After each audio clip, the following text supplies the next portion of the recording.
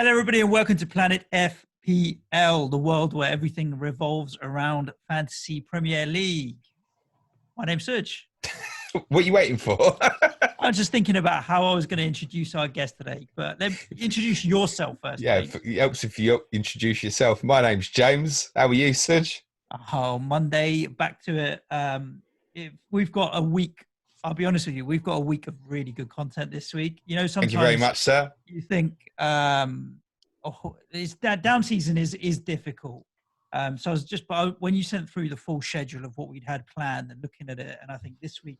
So all in all, I'm feeling quite excited about the content we're going to put out this week because I think there's some good discussions and some interesting topics from Newcastle's failed takeover bid to City's UEFA League ban to EFL to Sky Sports rundowns to what we have today. Now, between us, James, you achieved the highest single game week rank in game week 30 plus, which was 300 and something, if I remember, 340. Something like that, yeah. It still is lower than the overall rank of our guest today, which goes to show. I'm going to claim that I got a higher game week rank than any of our guests this season. But yes, we are joined today by Martin Janson from Sweden, our Planet FPL mini league winner for 2019-2020, who finished with an overall rank in the world of 131. Welcome to the show, Martin. How are you? Thank you. Pleasure to be on. Pretty good, thanks. Thanks Excellent. very much. Your season, Martin, I just kind of want to read your Twitter profile because I don't know if this sums you up to the T. Fairly new to FPL, but instantly an enthusiast. 31,000 and 27,000 rank the last two seasons. 131 obviously this year. And you describe yourself as a stataholic. Hate to lose more than I love to win. I think that sums it up. Yep. Nice. So to start with that, the first thing I would think if I read that profile is, are you heavily into your stats then? Very much so. So I work in finance and like getting really into kind of nitty gritty detail. And I have a fourth season before that as well, but that was. We'll ignore that. We'll ignore that pretty much. But I kind of got into FPL without having watched a Premier League match for many years. I mean, I'm a football fan and follow the domestic league here in Sweden and international play, etc. But I haven't really been into Premier League. But I work at a British firm, so I got some email, join the work league. That was when Zlatan joined Man United. So first season, I basically just named my team Zlatan and captain Zlatan and left it. But then I kind of saw the beauty underneath and thought I'd try to show my British colleagues. I take it you won your work mini league. Yeah, exactly. I find it interesting actually because obviously the official Premier League fantasy game, we're now talking 7.5 million players. A vast majority, not a vast majority, but the majority probably being overseas. But there doesn't ever seem to be, from the foreign players of Fantasy Premier League, there doesn't ever seem to be an appeal for like Fantasy La Liga or Italian fantasy or what have you. And I'm not sure if it's because more people speak English and so it's easier access to understand the game, or just that the Premier League, the Fantasy Premier League game is better or more interesting, but more foreigners seem to want to play FPL than any of the other fantasy games. I think it's, the best quality football basically. And La Liga is obviously also great, but there it's maybe, a handful of teams rather than the full, the full Premier League. All games have a pretty high standard, I think. And perhaps also the players as well, right? You're likely to find, Swedish players, there'll be plenty kicking around, but even some more obscure nations.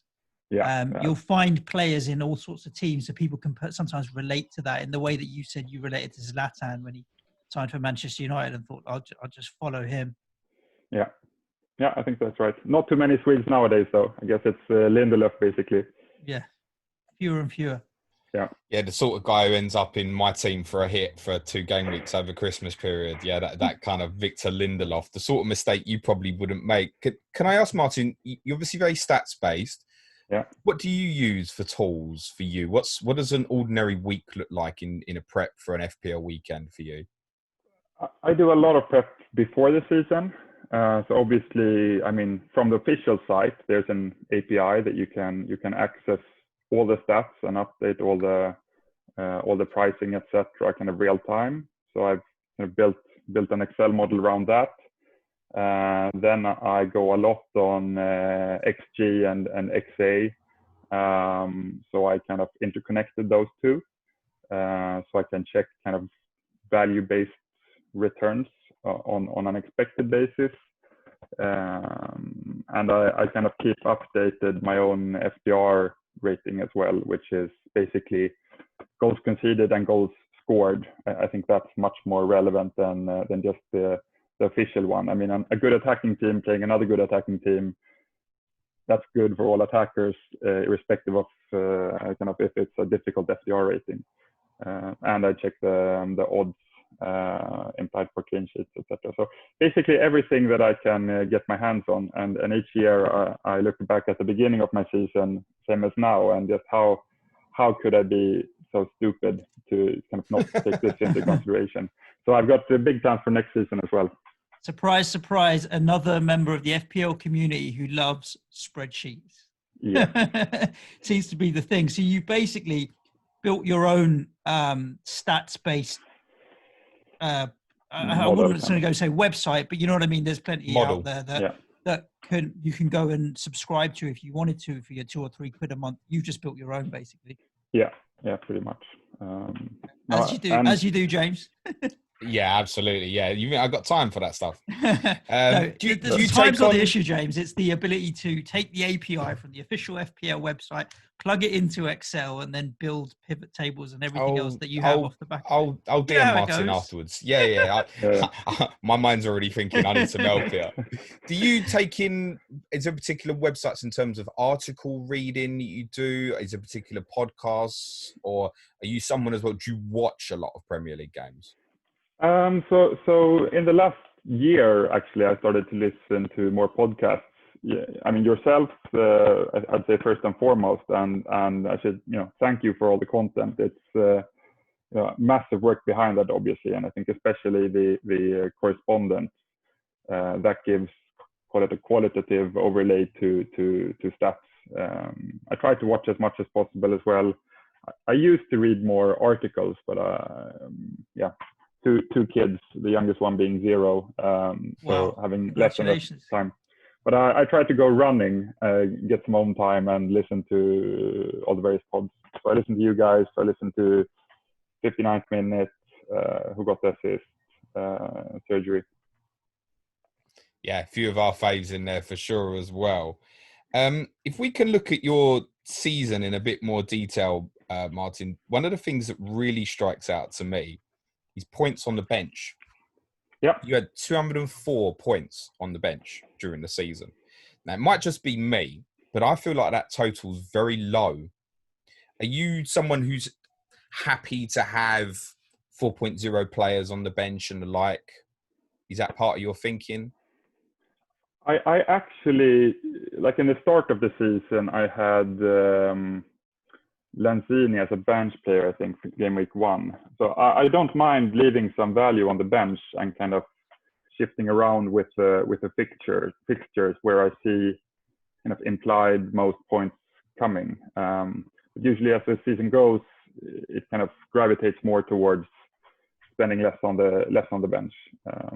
But I mean, it's all about the points, right? If a 4.0 defender would have the highest expected points, and I would have Kane, and for whatever reason he wouldn't be expected to have much points, I wouldn't have a problem benching Kane for the 4.0 defender. No, I can see there's plenty of occasions here where you've benched like £8 million midfielders. They're not auto changes. That's the sort of change you've made, bravery, because there's a consistency as well that I found looking through your season of having a very strong midfield. Is that part of your philosophy? Yeah, I think just the extra points for the clean sheet and the goal, etc. Trying to find people, obviously TAA, Robo, etc. That are offensive defenders and midfielders, essentially playing as strikers. Or with, I mean, those are the guys that get the high XG and XA. You started with Salah and Sterling, which is about as premium as you can go to start with. But then when you wildcarded in game week 6, it really took a turn to add basically Salah had become Mane, De Bruyne was in, and Heung-min Son was in as well. Yeah. And then there's a theme further into the season as well, where that constantly becomes a real power midfield five. Is a lot to do with that as well, the fact that you really seem to grow squad value during the season as well? Because I think by lockdown, you had about 107 million to play with. Yeah, something like that. No, I check, for price rises, and if I have a planned transfer, and I often have a plan for kind of the coming, well, until my next wildcard actually, kind of in the transfers I would like to make. Then obviously shit happens and you need to adapt. But if I have kind of clear in my mind since before, this is the transfer I want to make, and those guys are rising in price, I'll roll the dice that they don't get injured or anything. So I try to build squad value. Maybe I actually focus on that too much. That's probably something I should stop doing, because it doesn't matter in the end. I think it's an error of mine focusing too much on it. You probably don't feel that way, Suj, do you? I'm surprised you said that, actually, James, that you feel it's an error of yours. I feel both of us this season particularly punted squad value a little bit. And it was something that I noticed in Martin's as well, like 107 million, when I look at it compared to my 103 that I had to play with when we came back from lockdown, felt low. And that extra 3 million, such a big difference. Factoring in maybe one or two other changes, that would have been the difference between Mahrez and Sterling for a lot of people, for example, and proved to be over the last 5-6 game weeks what a big difference in points that was. So I thought this season particularly, I didn't focus on squad value because there were so many good mid-tier options available, and got lazy with it. Whereas in historic seasons, I think I have focused on it a lot more. Like I would count the number of times I checked FPL statistics on my hands and toes this year, whereas last year it would have been every other day. I think I don't disagree with that. Change your mindset. I don't disagree with that too much. My idea is always very much like concentrating it very hard for the first half of the season, and then ease off. And then with the lockdown this year, I never picked like statistics or anything like that up at all from the restart. Never paid any attention, because it was a priority to make sure that I had players who were definitely going to play that weekend, for example, and not have fear of coronavirus cancelling games, for example. Is that you seem to be nodding at that as well, Martin? Like you pay a lot more attention to it at the start. Yeah, I think exactly that. First half of the season, that's when you can kind of build it, and there's still plenty of game weeks left to kind of gain value from that. I mean, it's obviously when you do your wild card and when you do your free hit that those things matter more. But you should kind of probably tone it down as the season goes on. But just on the comment, kind of focusing on midfield, I have no kind of rule for that. If I would think that 5-2-3 would be the best based on kind of pricing next year, I'll go with that. So I have no kind of, or I try to keep no bias. It's becoming harder and harder the more football I watch, actually. But I'm trying to kind of stay true to stats, and then if the stats say one thing and the eye test corroborates that, then I feel confident in my choice. Yeah, I think the one thing looking at yours as well, if I looked at, say, the formations that you'd use this season, there's definitely a big variation in terms of you're not stuck to a 3-4-3, for example. I mean, you've used 3-4-3 and 3-5-2 the most, but you've used a little bit of everything as well. I mean, for example, you mentioned about leaving Lanzini on the bench game week 1. Obviously, West Ham got battered by Man City on the opening day, and I think that was part of your plan, leave him out and then have him ready for game week 2. You'd started game week 1 with like Kyle Walker-Peters, who obviously was going to start for Spurs as part of a back 5, and then switch that around towards a 4-4-2 the next game week. The interesting thing I think a lot of people would want to know is if they look to your game week 1 team, used to wonder how someone can finish inside the top 150 in the world starting with 2 Bournemouth forwards. Yeah, I think we all looking at that team, kind of Perez and the 2 Bournemouth forwards was a bit of hive mind. I think everyone convinces each other, and I think that's kind of the things I regret a bit is when I went with kind of most popular captain, etc. That's when I kind of regret my decisions. Whenever one of the things I was most happy about was when I captained Ings just before Christmas. Just trying to ignore all the noise. Yeah, that was an interesting one I wanted to ask you about, because that was an away game, I think, for Southampton. When you captained Ings, I think you got 13 points. I'm just trying to remember what game week it was. But that's a brave choice. What would have made you decide to go that way? Because it was kind of around about the start of his form, I'd say. Yeah, but I think he had pretty good stats building up to that, kind of irrespective of points. And he wasn't a very popular choice back then, at least.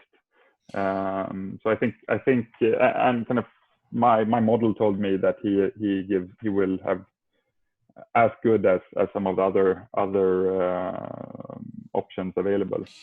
Game week 18 it was, away to Aston Villa. They won 3-1. He scored twice, got top bonus. Obviously, he only normally needs 1 for the top bonus. There was a weekend that obviously Liverpool didn't play because they went to the Club World Cup. Man City and Leicester were playing each other. You'd left, for example, Alexander-Arnold in your squad, Siyunchu on the bench. You actually left Maddison on the bench that week as well, because they were meant to be playing Man City, but he also subbed in for Pulisic, who was unavailable, and you ended up with a very budget back line, which didn't happen too often for you during the season. But yeah, that's a really interesting call when you had, I think a lot of people backed Spurs players against Chelsea that weekend. You had Manchester United away to Watford. So that was a case of you really referring back to your own data, basically, and trusting that. Yeah. But it's not something you always do, therefore, then, by the sounds of it. No, I think, I debated a bit in my mind, and I think this is only my 3rd season kind of really playing FPL, but I think my kind of confidence to just try to trust my own line of thought is something that has grown during the season, and I'll try to continue to do next season. Maybe I have hubris and will go, batshit crazy on the punts only. We'll see. If the stats back it up. Interesting. What I think will please a lot of people is hearing some of your story throughout the season. So at game week 10, you was ranked at 306,000, which that's absolutely fine at that stage. But what I'm saying is you weren't right up there right from the start, for example. I wanted to highlight a couple of game weeks where it went very well for you. So in game week 11, you hit 91 points for your game week rank of around about 80,000. Yeah. And you'd had a number of players there who did really well for you. You had 42 points across 3 defenders. This was the John Lundstrom week against Burnley. You had a Siyunchu goal at Crystal Palace. And you also had a typical attacking return from Trent in a win at Villa. There was a double pointer for Abraham, returns for Maddison, Mane, Aubameyang. And you look at that team there around about that period, and I think that kind of looks quite template. Yeah, around about that time. So it almost sounds like a bit of a balance between you almost saying you've been influenced a couple of times by the groupthink, that hive mind, if you will. Yeah. And then actually, your team here looks quite template at that stage and did really well. Is there any particular thinking behind the fact you were almost on that template at the time? I think I was more influenced in the beginning of the season by, popular picks being discussed. But I think Siyunchu was very good value. Alexander-Arnold, as you guys have talked about, is likely to be, I don't want to have any kind of, these guys are going to be in my team next year, but he's probably going to be in whatever his price is. Lundstrom, obviously, OOP, with quite a bit of goal threat in his previous matches as well. And I kind of like the stats. I will always, I mean, City guys are always very high up there, but you need to roll the dice if they play or not. But I agree, quite mainstream back then. Any given week is just luck, I think. I mean, every player is basically, you roll the dice. But if you have the odds in your favor over a season, it's 500 die rolls, and then it kind of pays off. How do you feel about the City assets, just covering that briefly? Because you changed a few times between some of the powerful midfield five. Is that a case of changing because of form or something in your model? Bit of both. Also, I mean, with all the information out there, indications someone will start or won't, or start the Europa League games or Champions League or whatever it may have been in between.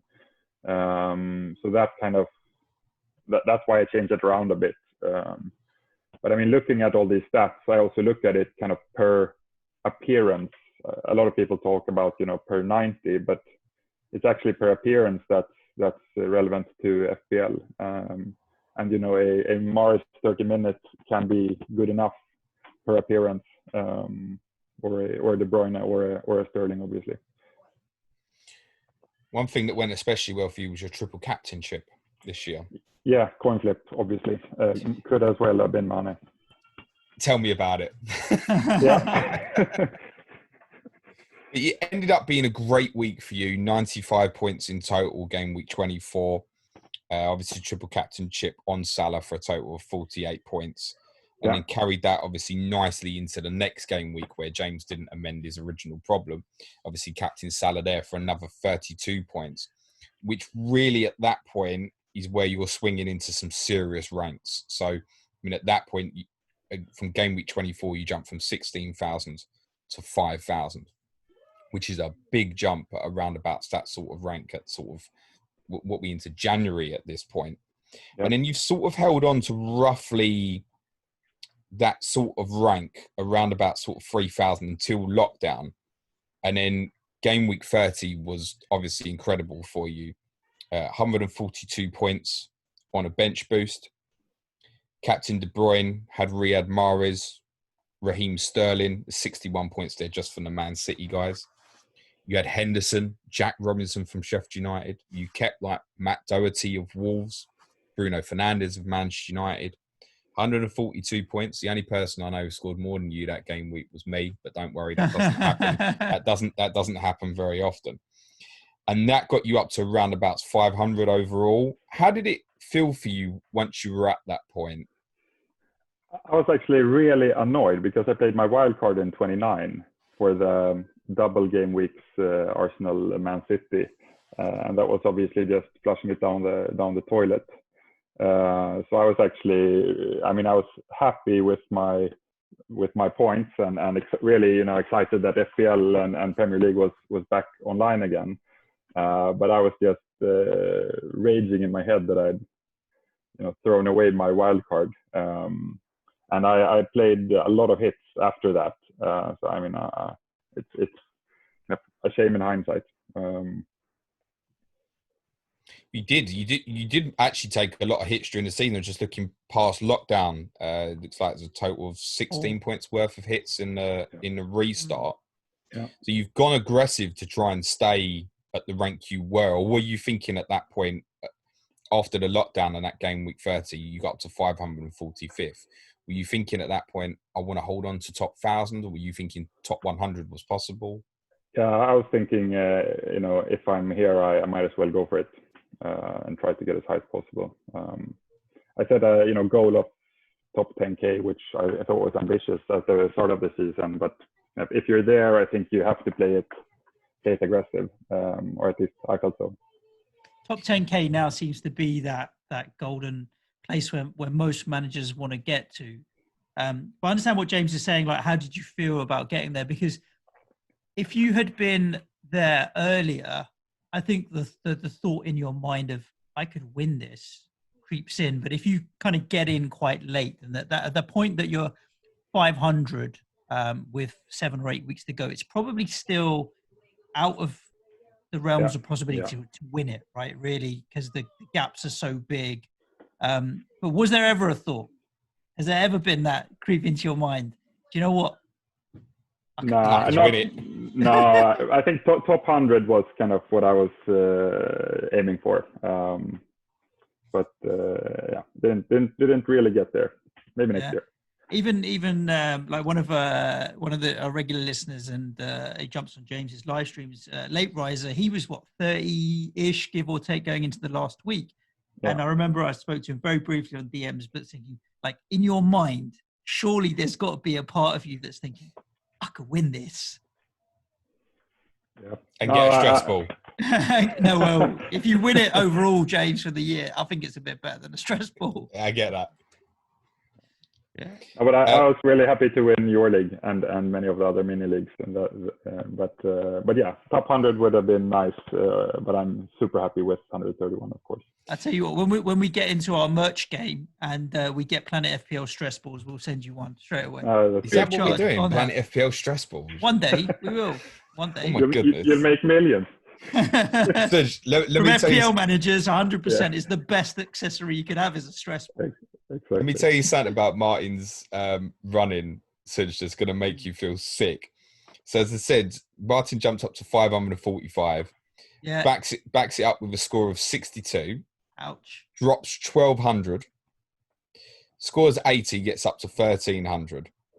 Scores 74, back into 915. Then hits a red arrow on a score of 80 in game week 34. That's a red arrow. But then you had a brilliant game week 35, Martin. 99 points. You get flake with that. Captaincy of Raheem Sterling, the hat-trick away to Brighton. Also good returns in there for Jesus. Mahrez, United triple up of Fernandes, Martial, Rashford. Clean sheet for Doherty as well. Was that very conscious for you very quickly after the lockdown to get as many attacking City and United players as possible? Yeah, and I think that was on everyone's mind. But yeah, I mean, United were playing really good and not that expensive assets actually. I think so. Next year's season will probably won't have the luxury of having those attackers at that price. And obviously, if you can get the City guys right, that's always winning the lottery. Yeah, you so did that week. I was a bit lucky in rolling the roulette table with.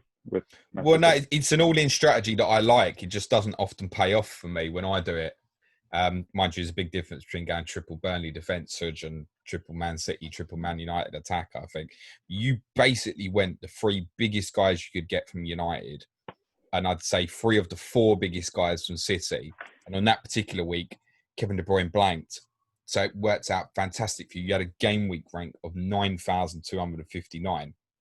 And that's what really pushed you up to basically near enough where you finish, giving you a rank of 132. You finished the season with 58, 76, 68. Finishing with 131, peaking at 117 overall in game week 37. Any regrets on a red arrow on the last game week? I guess you was hoping for that top 100 there and then at 117th. Yeah, we were kind of traveling on vacation with the family, and I told we have some guests coming at an hour before the deadline, and I just told my wife, okay, I'm gonna need to just kind of go into some separate room and sit there for half an hour. Please don't disturb. But it kind of ended up that a bit of chaos. I had to run a bit back and forth, and I obviously didn't have time to react on Salah news, etc. That he didn't play. So yeah, I wasn't the best company for our guests over the next hour. I was quite annoyed. I have to say. Is that with the team leaks, Martin? Is that something you're normally looking for? If it's available, will you wait for it? Yeah, if available, obviously. I mean, like I said before, I think I have a plan for like the coming 5 weeks or 18 weeks, even at the beginning of the season, what transfers I, ideally would like to move around, but obviously change that a lot. But if it's available and everyone else is using it, you kind of have to. But I'd be just as happy if it's not available. But if it is, you kind of need to use it, or it's a massive advantage, obviously. Yeah, absolutely. It's just looking at your captain picks during the season as well. 66% success rate if you go off FPL Tools model of 4 points or more. It's 25 out of 38 successful picks. The best one being that Salah triple captaincy in game week 24. Total captain points of 592 overall. They sound like good numbers to me. Is that how you feel about it, Martin? Yeah, I think I was a bit lucky on my captain picks, and that's probably what makes a kind of in the top 1,000 rank or top 10,000 rank or top 50k rank is basically if you're lucky enough to pick the right captains. Is it lucky? That's what I was going to say. That's the third time you've used the word lucky in the last 5 or 10 minutes there all of a sudden. And I don't know. For any, like I said, any given player, any given week is just a bit rolling the dice. But obviously, if you try to back it up with stats and improve the odds in your favor as much as possible, you can still blank every single game week. It's more that I'm alluding to. So I think captaincy choice is what makes a big difference, and especially can make big overall rank changes. I think even the Aubameyang captain in 41 against Norwich, I think that was also a bit, it saved that game week, at least for me. It was a brave call. We spoke about that so much in the run up to that week, saying basically, did you buy him or did you already have him? I had him already. We kind of took the stance on it. If you have him, you've got to captain him and take the chance because the upside's so good, but probably not buy him. Yeah. So fair game. It's easy to say for us as non-owners, we think you should do it, but we didn't go and buy him either. So that was a very brave call to go with it, particularly because they had the FA Cup as quarterfinal, wasn't it? Yeah, exactly. The Norwich game. I mean, I think most of us thought he would play the quarterfinal and probably not play against Norwich was the general consensus. So it was a brave call, but I don't know if you can call that luck, mate. I think that there's an element in skill in knowing you'd agreed with saying the upside there is big. If I've got him, it's worth the gamble because Norwich are terrible. It's worth going for. If over a course of a 38 game week season, you're making logical decisions that are based in fact and evidence and numbers like you are, and more go right than wrong. Like statistically, more will go right than will go wrong. If you follow good, sound, logical thinking and the same thought pattern for all your decision making, then more will go right than will go wrong. And that's the point at which it's not over a 38 game weeks. It's not luck. It's good, logical thinking. Some weeks won't work for you. Some weeks will. And it's when they really haul big 15, 18 pointers that get doubled up that you can clean up. Yeah. But I think it's what I meant is more that if say I missed 3 of those captain choices, that might be 30 or more points, and that would have changed my rank massively. So hitting 2 or 3 more captains or not can kind of define your overall rank, I think. Yeah, it's interesting. Go on, Suj, sorry. I was going to say one of the things that always fascinates me is the start of the season. I feel like if you can get into the top 100k by game week 8, 9, 10, then it gives you that platform. Whereas I was languishing around 2 million at various points between game week 10 and 20. And it changes your mindset to chasing mindset. I've never started a season well, is my point. And now I really, really want to focus my energy next season on starting the season well and getting into the top 100k as early as possible. I also feel like my management style, if I get into a good position early, I'll switch to a defensive fear-based approach to the game as opposed to an aggressive approach to the game. I just know the way I manage, and that I don't think lends itself well to to being at the front of the pack. It's more of a chaser's mentality. I don't know. But do you have any thoughts around the start of the season? Do you aim to start well? I'd say game week. You play. When did you play your wild card? Did James say game week 6? Game week 6, yeah. Quite relatively early. I know there's game week 3, 4, 5 wild carders, but 6 I would say is still relatively early. Yeah, no, I mean, I think, and don't worry, I'll send you my model, Suj, if that was what you were after. But no, I mean, there's a reason we got you on.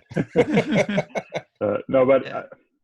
I mean, there's also such a 1 point difference at the beginning of the season can mean 100,000 places. True. I don't focus at all on that. Well, first half of the season, I think I focused a bit on, effective ownership, etc. But kind of the logics of that is a bit flawed in my mind. You should just get whatever can get you the most points. And a highly owned player can make you lose rank, but can also make you win rank by not owning him if he doesn't deliver. So I think I've become more confident in that approach as the season went on. Skipping highly owned players. Yeah, just disregard it. Yeah. Unless their name's Trent. I mean, if he would be 10 million and he's 1% owned, I wouldn't care if he's 1% owned or 100% owned. I like your style, Martin. That's what I'll be with you on that Trent train as well, mate. It's interesting. This coming season, there's likely to be a lot of early wildcards, I think, depending on what happens in Europe in the next couple of weeks. Because if Manchester City gets to the semi-finals or the final of the Champions League, as it stands, they're not likely to play till game week 3. Yeah. So I think you're likely to get a lot of people wildcarding even as early as if City just missed game week 1, for example. Say City and United both missed game week 1 and they've both got an amazing fixture in game week 2. I can see a lot of people treating game week 1 like a free hit and then wildcarding game week 2 to get them all back in, depending on how the fixtures play out. So I think you'll get a lot of early wildcarders this year, but then it could be a great group think to go against that. I mean, would you consider, for example, Martin, if City don't play till game week 3, for example, would you consider trying to go against the train of that's going to be a big movement of wildcards to already have sort of a De Bruyne sitting there ready in the squad on the bench? Would you consider that sort of thing, for example? No, I don't think so.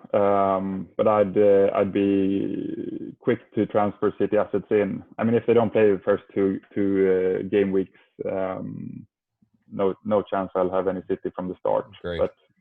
But I think getting as many double game weeks as possible is just giving yourself more opportunities to get points. So I'd make sure to triple up on City and whomever else whenever they have their doubles.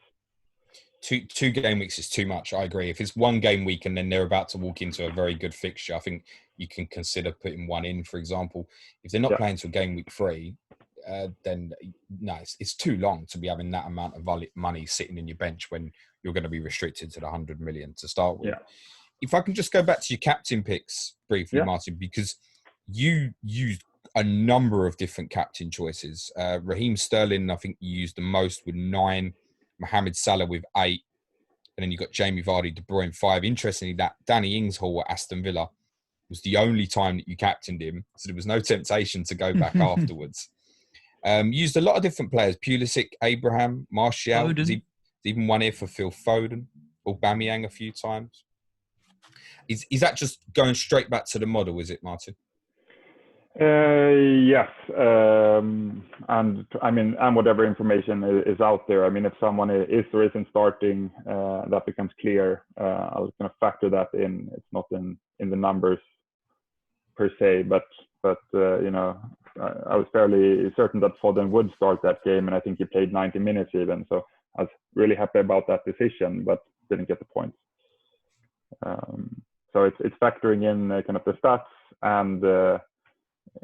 Expected points per 90 and how many percentage of that 90 I think they'll play. But yeah, I should have probably I think I went a bit too much with kind of Vardy and Salah to some extent as well in game weeks where maybe I shouldn't have. So I mean I am influenced also by kind of discussions on Twitter or whatever it may be.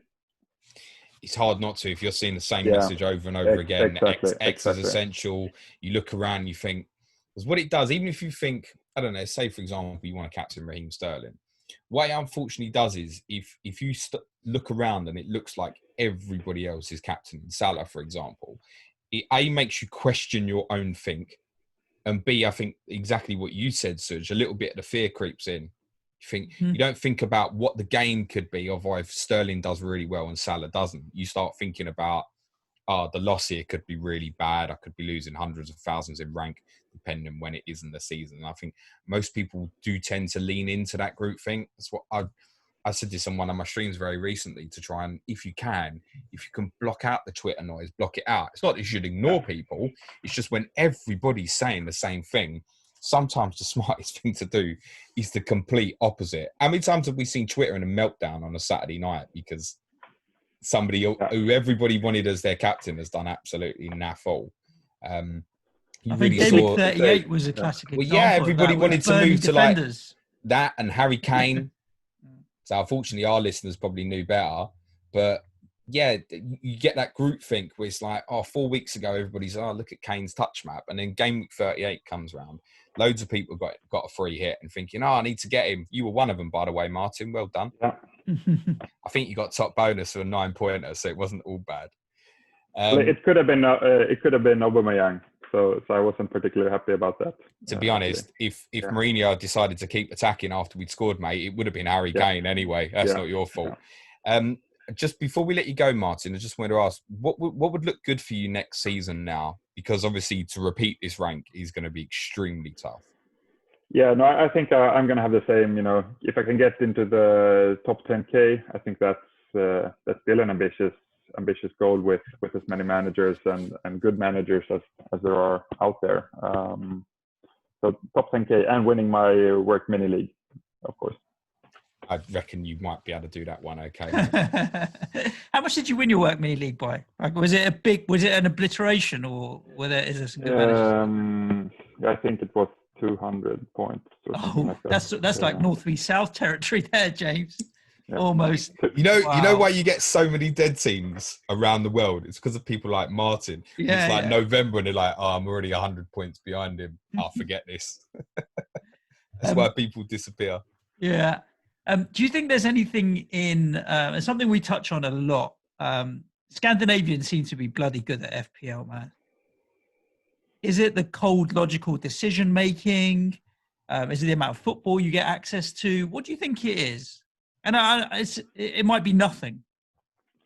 If anything, I think it's the cold and darkness. So there's not much to do kind of from October to March. You sit there in the dark and you watch football and exercise or whatever. But maybe that we're not we don't have other things to distract us, warm weather and things like that. We don't have the best here, mate. I was going to say, that's right. It's not helping us. Do you drink water, Martin? Water? Yeah. I drink water. Is it like tap water, or is it a certain brand of water? Scandinavian tap water. Yeah, exactly. Tap water. It's the water. Yeah. Alongside the mountains. Planet FPL stress balls coming soon for season 2020-2021. Planet FPL bottled Scandinavian water is going to be available to all FPL managers, because if we start drinking the same water as there, we might be all right, James. Did you win Sweden or not? I came in fourth. I've just seen it. Fourth in Sweden. Also, I mean, like on my kind of Twitter handle, I hate to lose so more than I like to win. So yeah, that does annoy me a bit more. But redo everything for next season and rebuild my model and aim for number one, of course. We wish you well, mate, and we'll be following closely. I would like to recommend that all the listeners do the same, because Martin is very underfollowed in the Twitter community. I know you've had a little bit of a jump recently, but Martin has 66 followers, and I suggest we get that up a lot higher. You can follow Martin at FPL_Stockholm, same as the city in Sweden. I take it that's where you are, is it, Martin, Stockholm? Yep, that's right. Who's your team? Djurgården, local Stockholm team. So, James? No, I don't actually, no. James, you're really letting Martin get away with one here. Yeah, I was going to say, who's your English team? It'd probably be Chelsea, actually. Yeah, I can see that very clearly on yeah. your FPL page there. You've got the Chelsea logo there. Yeah, I'd like to Should we talk about the thank you cup final? for I'd like to thank you for ruining my Saturday. Thanks, mate. Should we talk about the cup final? No worries. Let's not. There was me thinking we would have had a chance, but it's interesting. I tell you, we'll talk about it on our main podcast. One name that's come up more in this podcast than possibly I've considered all season in FPL was Aubameyang. And looking at him smiling and the way he played at the weekend, I think going into next season, if he's still there wearing that red and white shirt, I think Aubameyang's a player that I'm going to want to own more than I did this season. Especially if he's a midfielder. Yeah. Yeah, absolutely. It's not going to happen. It's not going to happen. I don't know, mate. I really don't know. I think it's going to be a close call. I do think it's possible that he'll be a midfielder. Wow. Fascinating.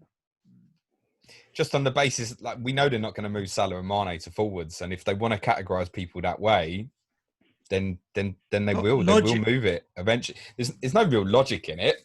We know he's a forward who's playing out wide, but they'll just judge it on that's where he's played for 6 months. The logic is Salah, Mane are in that position in midfielders, therefore he should be reclassified. But we all know he's a forward. Listen, I think all three of them should be forwards, as a personal opinion. You got any take on that, Martin?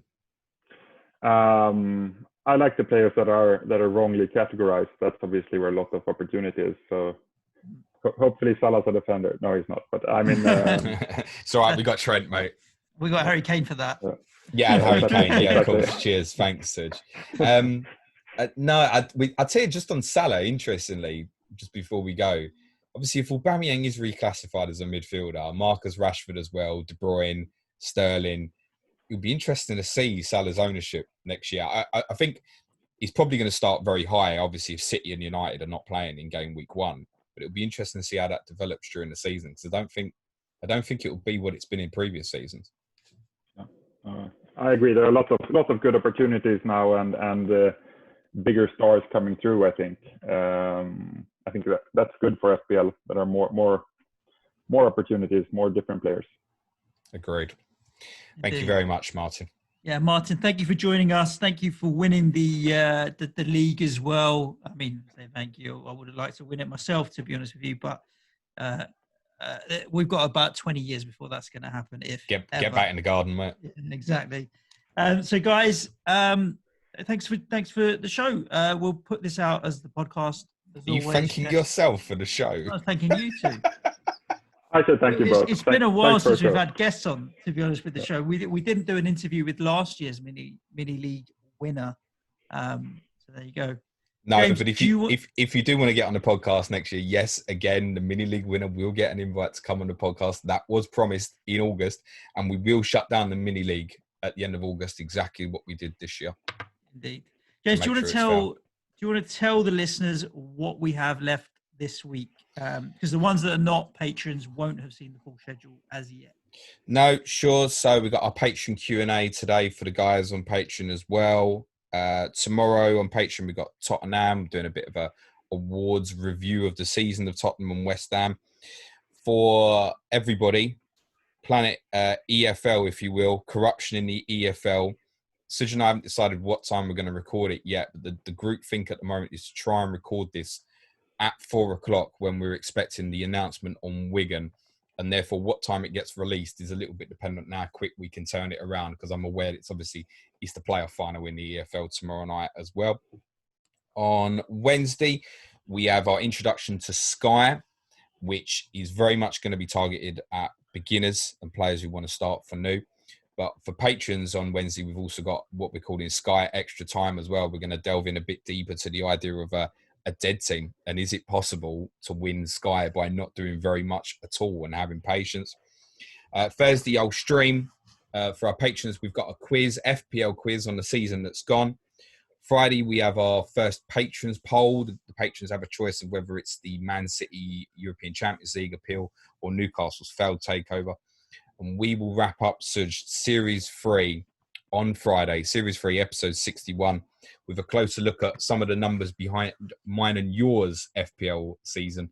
We'll welcome some Twitter questions. We'll have a bit of a Q&A. We'll have some fun with it. And then we will take a 1 week break. Season 4 will launch on August the 17th. We will indeed. So there you go. There's a rundown of everything. For anybody that's not a patron that has considered signing up to our Patreon, and there was a good 25 odd new patrons over the weekend, James, as the start of the month. Just so you know, if you sign up to Patreon now, September will be free. So in the weeks from the game launching, which we think will be around mid-August when we come back, 17th, 18th, all the way through to the first ball being kicked on the 12th of September, we're going to have a lot of content, including a lot of stuff from the correspondents. We've got correspondents with some of the newly promoted teams in terms of Leeds, West Brom, and then whether it be Brentford or Fulham. So we're giving you a rundown of some of their FPL players. All of that stuff will be available. You get 2 months for the price of one. So now's a great time to head over to Patreon, join our Slack community, and jump onto that as well. It's just patreon.com/planetfpl. And as always, wherever you listen to the podcast, if you're watching on YouTube, subscribe and hit the notification bell. You'll know as soon as we put new content out. Actually, to be honest, James, people probably get a bit pissed off with that every day, twice a day, beeping up on their phones. Planet FPL have launched another podcast. We'll turn your notifications off then, Yeah. like I do on Twitter. Otherwise, the world would never get dealt with. Just one final thing on Patreon as well, because it's obviously relevant with the fact that we're talking about mini leagues today. Yes. We will be having cash mini leagues on Patreon next season as well, depending on tier. And there will be, me and Suj will be having a discussion about that this week in terms of how that's going to work, and we will feed that information to you shortly. Prizes to be had annually, monthly. Exactly, there will be indeed. So there you go. Other than that, Martin, again, thank you so much for joining us. Congratulations on your work mini league win and your Planet FPL mini league win as well. And I'm sure we'll be chatting more next season. Thank you both. It's been a pleasure. Thank you very much, Martin. Congratulations, mate. Enjoy this little bit of a break, and good luck in the new season, mate. Can't wait for it to be back on. Trust me, neither can we all. No, I've got Mourinho. I could do with a longer break. So as always, to all the listeners, make sure you're staying safe wherever you are. Ciao for now. Thank you, everyone. Cue music, please, man child.